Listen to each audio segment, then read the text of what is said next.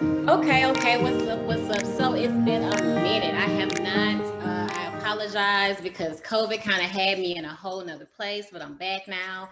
And so I wanted to kind of start back up. Stephen and I want to start back up with How Did You Know? Because we're just on that journey of motivating marriages and, letting people see that we're all real people. We have our struggles, but, we're committed to this thing like we were the day that we said I do. And we're still here. Yeah. Still standing.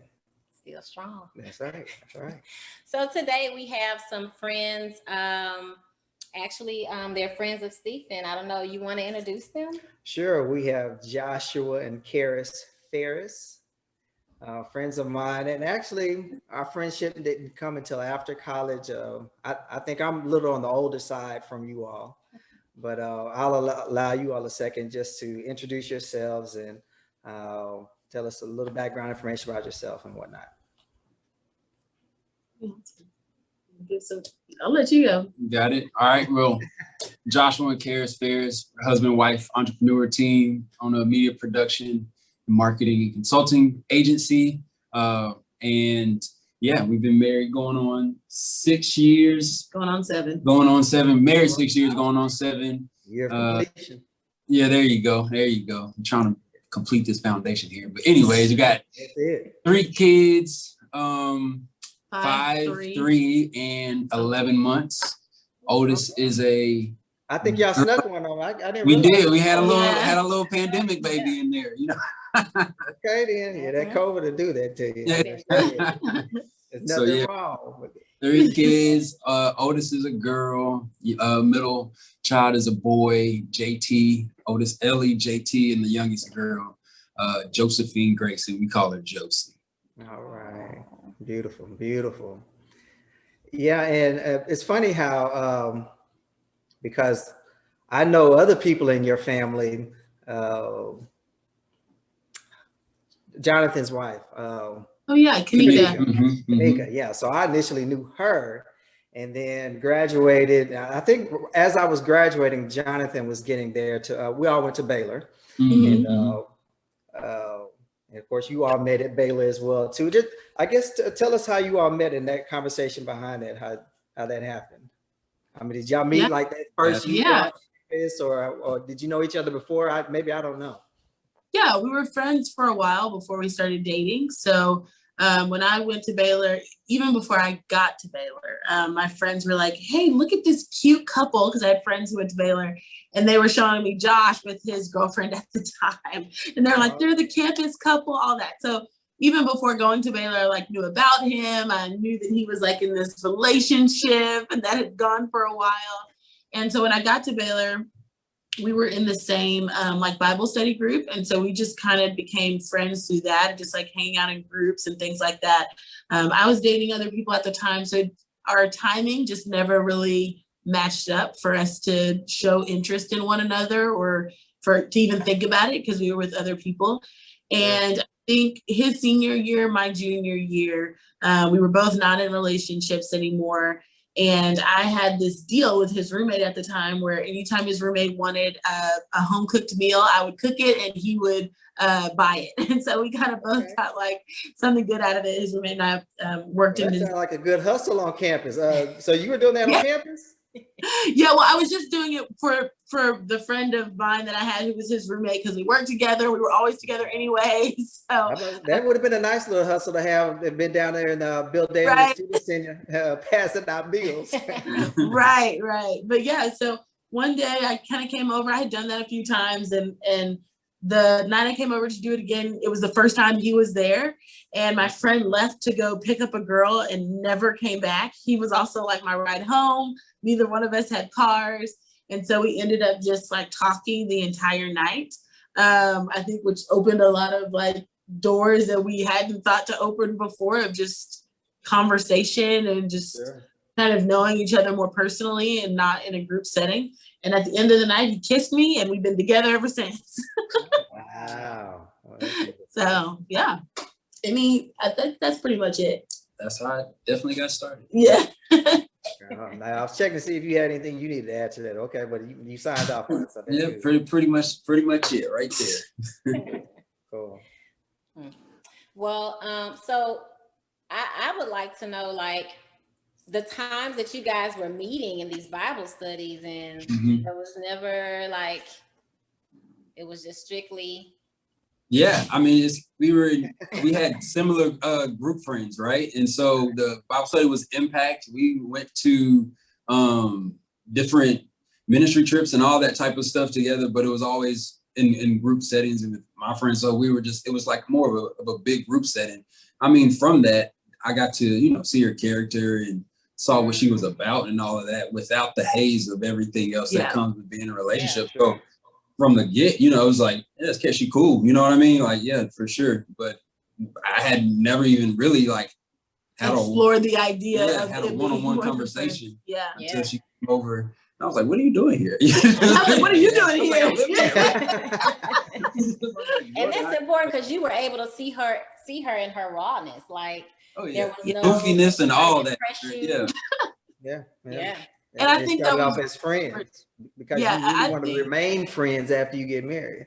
Yeah. A lot of people don't do. Definitely. I feel like it was really important that we didn't start off as like more than friends. I feel like some relationships get started because there's like this instant connection and you go into it wanting something more out of it than just a friendship. But because we were like in different relationships and weren't really considering each other as like romantic options, we were really able to, like he said, see each other like in our raw element, because I feel like when you like someone, you like want to present your best self. But because we were just friends, I was being myself and seeing him be himself in like group settings and seeing, you know, how his relationships work in group settings, like just with friends and how he treated people, and I guess vice versa. And so I think because we had established that foundation of like understanding who we were just as people, like in the world with friends, us having that kind of personal conversation and seeing that our values were really aligned, and then realizing that we were interested in each other as more than friends, it just kind of, like after that night, we were just together. That was it. So, That was it. That was interesting that she said that, like, you want to present your best self. Is your best self really your real self? No, it's part of yourself. It's a piece of yourself, but it's not your full self. I like to call it a glimpse of the future. Sure. Because that's what you're presenting is what you ultimately see yourself being and wanting, and then through time, we're human and we make mistakes, and we're still striving to be that person and everything, but our flesh happens, you know what I mean? And so I like the glimpse of the future, a glimpse of who that person really is striving to be. So we had something. Yeah, but you can go ahead.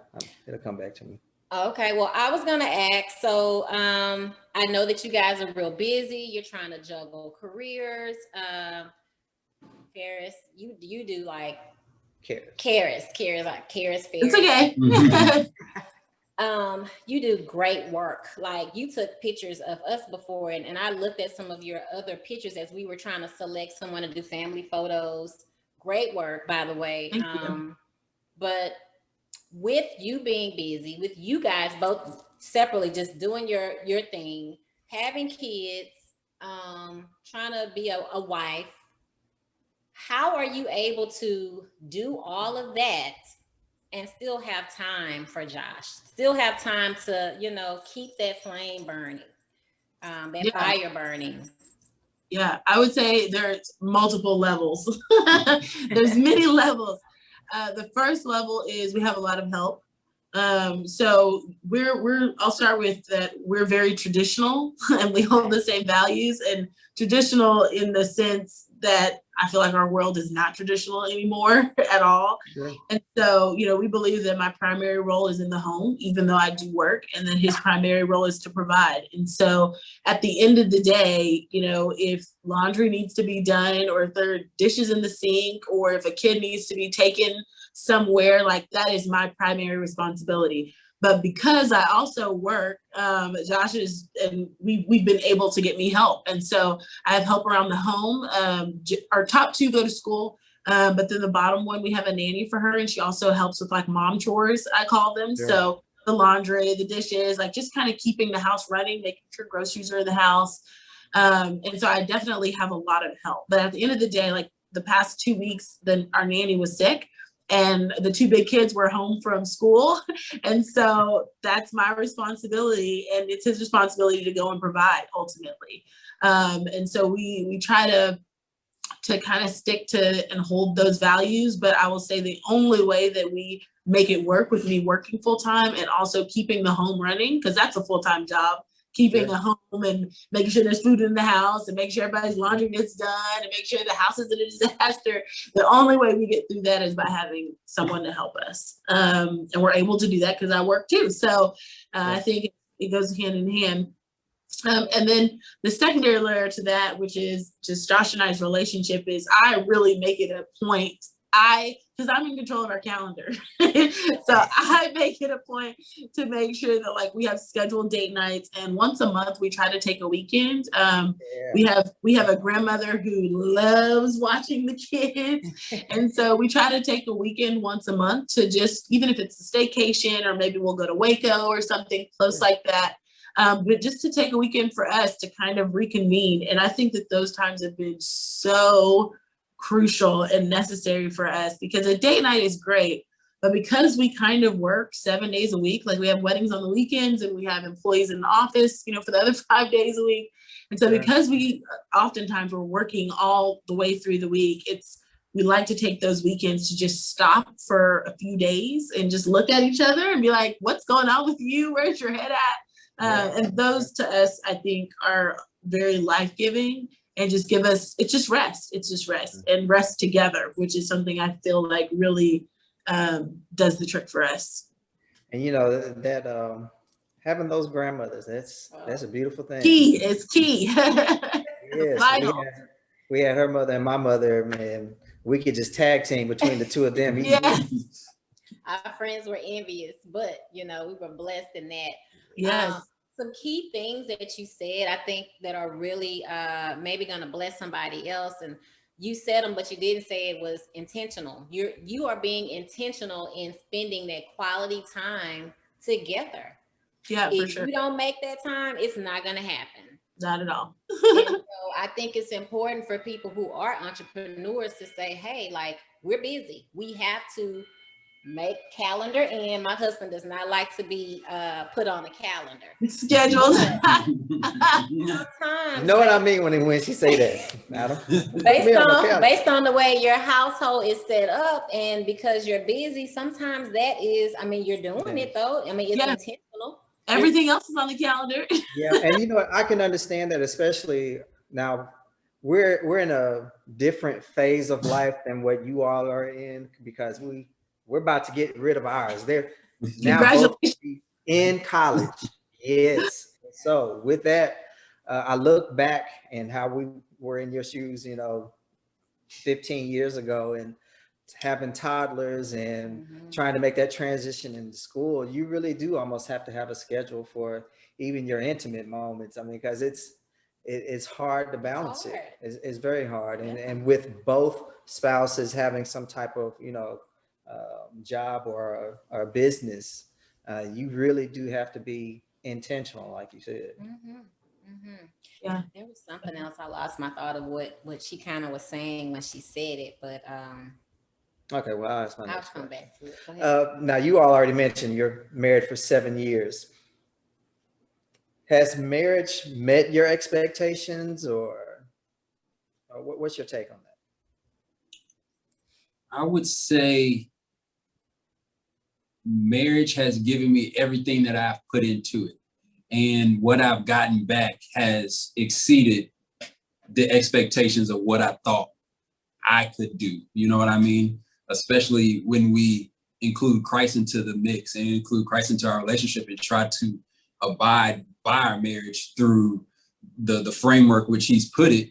It has exceeded it, but the expectations that may come from selfish desires of those things from marriage, no, right? But that's not the point of marriage. But so as long as I'm looking at my marriage through the lens of the framework which Christ wants us to operate in, it blows it out the water every time, So it's something that I'm learning, and learning how to operate within every day. And then as we do that, as we stay aligned, we continue to grow tremendously in those expectations.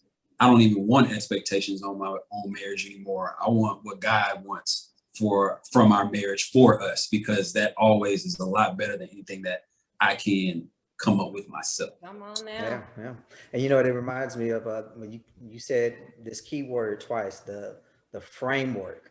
That reminds me of, the words that I would hear Karris's grandfather, Pastor Evans, talk about the kingdom agenda.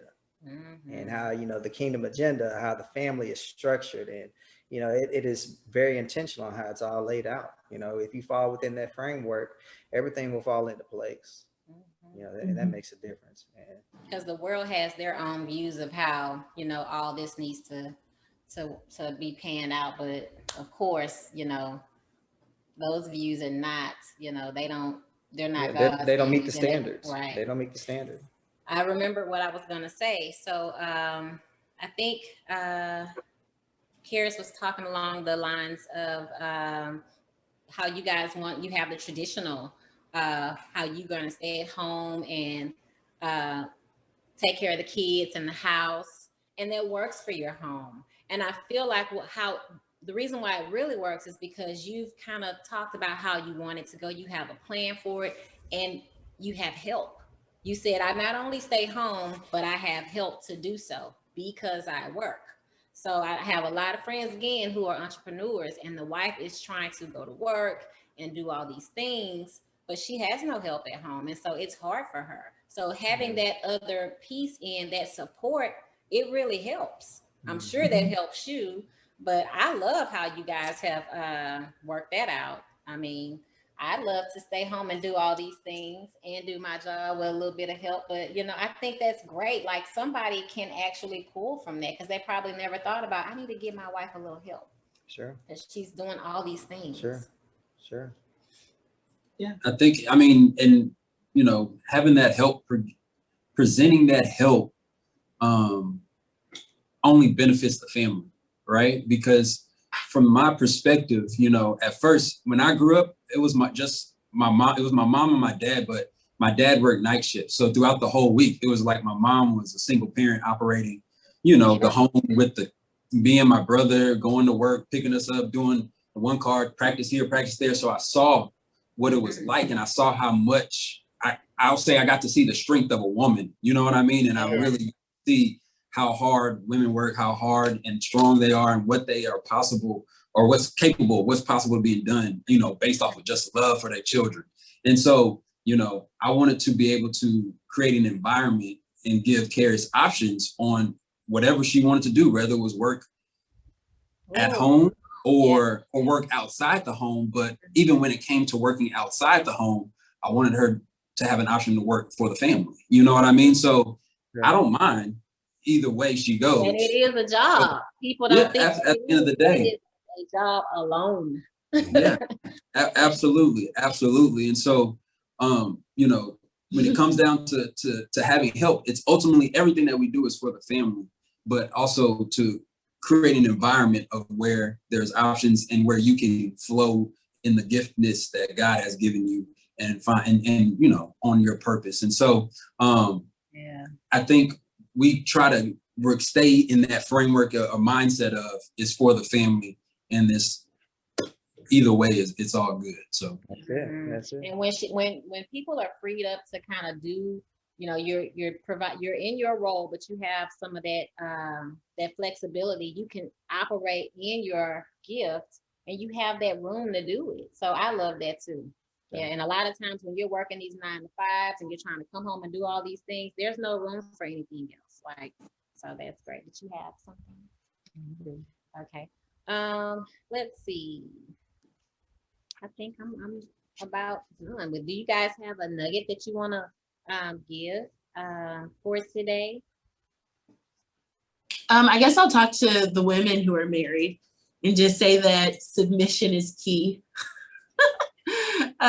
Because I think that's such a we could touchy. spend an hour on that conversation. You just, yeah, in a good way. But good. But go ahead and finish your spiel on on your take on that. Yeah, I think that as women, because we have the ability to do so much and do so much well and to really excel in it all, it's very difficult to place our submission under our husbands, not because of our husbands, but because of who we can be just in general as women. And I have found that when you do what the Bible tells you to do in all areas, but in this one specifically as a wife, it really does open up so many doors.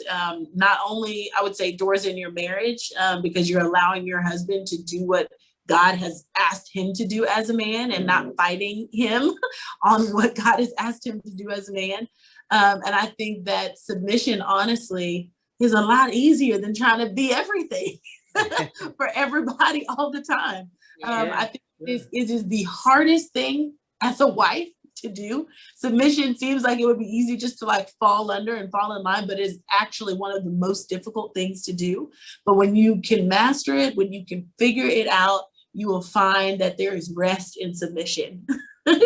And so I would just encourage all my wives out there to really ask God how they can be in submission in their relationships with their husband. My mom used to tell me something just as a child or as like a teenager living in my parents' home. She would explain that like their role is as an umbrella for me. And when I step outside the umbrella, I can get rained on. But when I'm under the umbrella, there's protection there, and there's safety there. And so I like to use the same analogy to just describe submission in marriage. When you're under the umbrella of submission, there's protection, there's safety, because he's the umbrella. He's getting hit by all this stuff coming in from the outside world and covering you. And so I would encourage wives out there to ask God how they can be in submission to their husbands, and I would challenge women to do that. I've heard that before, and I love how you just brought that in. That is awesome.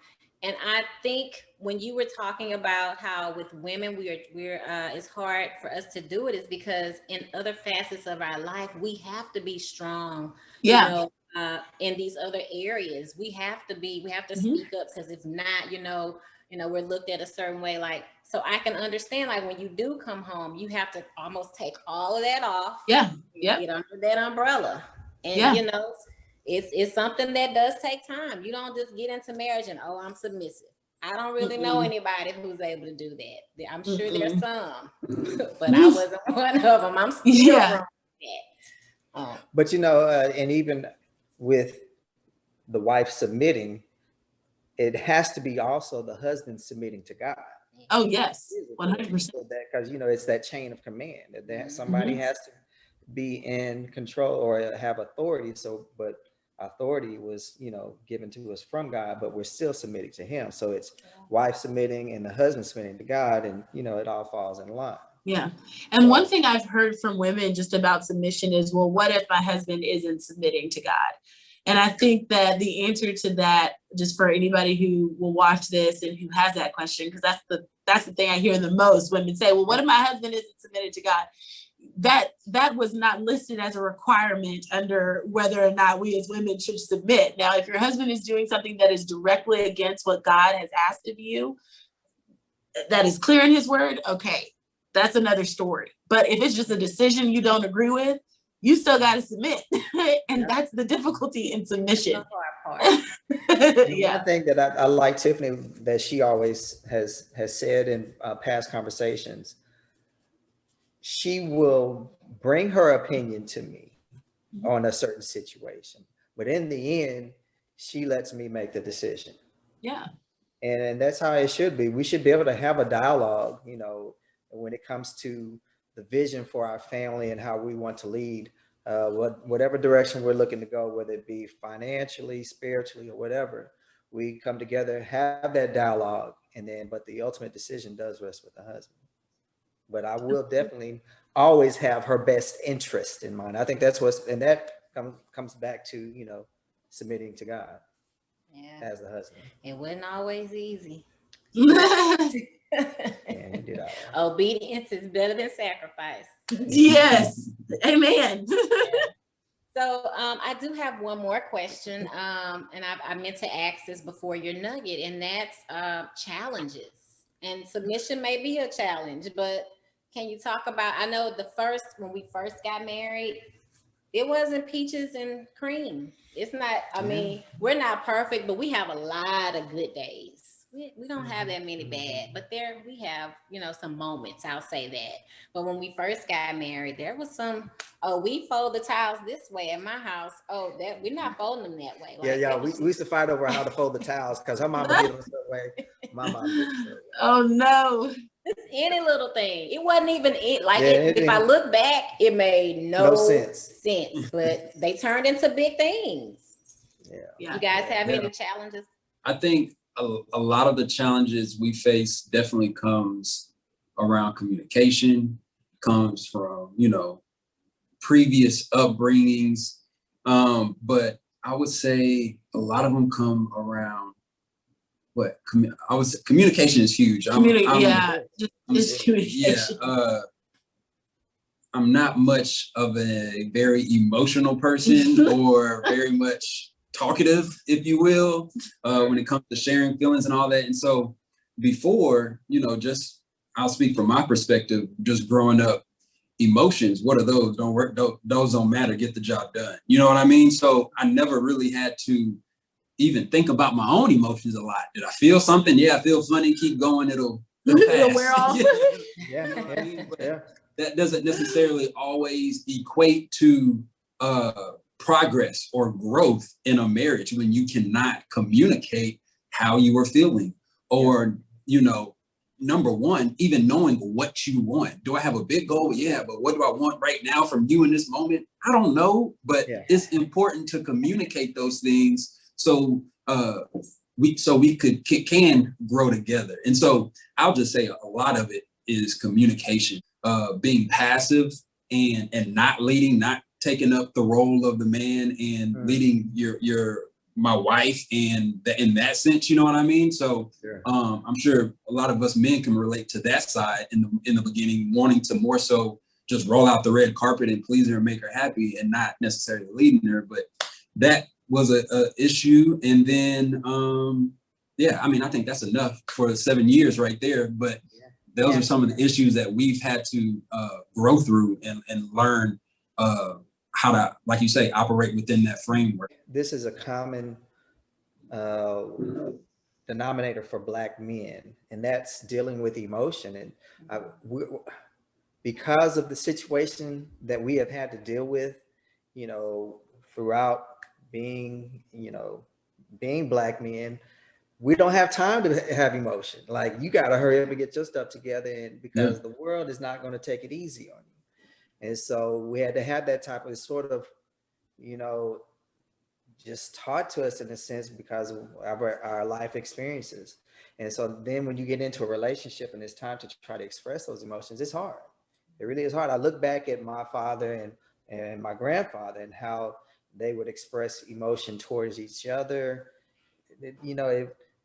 You wouldn't see it that often. And so, I try to make a conscious point to, be different, change that situation, particularly with my sons. And, I could probably think, and I knew that my father loved me.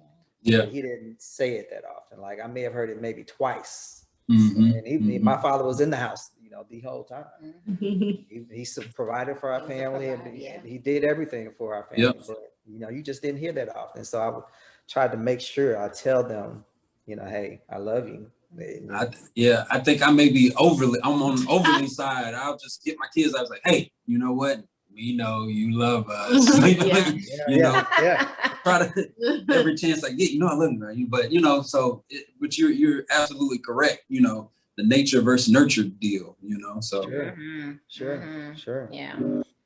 Well, I just want to thank you guys again for giving us a little piece of your time. I know you guys are super, super busy, and we've been trying to catch up with you guys, but I'm so thankful that you've given us some time on today. I do want to just leave you guys with a quote, and it's our marriage quote of the day. If you invest in marriage, the more you invest in marriage, the more valuable it becomes. And this is from Amy Grant. And so how do you invest in marriage? You know, write love notes to each other. Sometimes people don't, I mean, as simple as it sounds, that might just change like the trajectory of that day for your spouse. Weekend getaway, you guys talked about you do it monthly. I think that's a great idea to intentionally include that. I wish we would kind of All right. look at some. You know, someone told me that they did that, and I was like, we should do that. So I mean, hey, I'm passing it along to you. Yes, and you don't even have to always go like. Yeah, I like that you said staycation. staycation. Okay, so Yeah, we're not always going. We're on a staycation right now. Yeah, at home. That's what I'm talking about. At home. Bathing your time. Oh, I really feel grateful now. Yeah. So we gotta hurry up and get out of here then.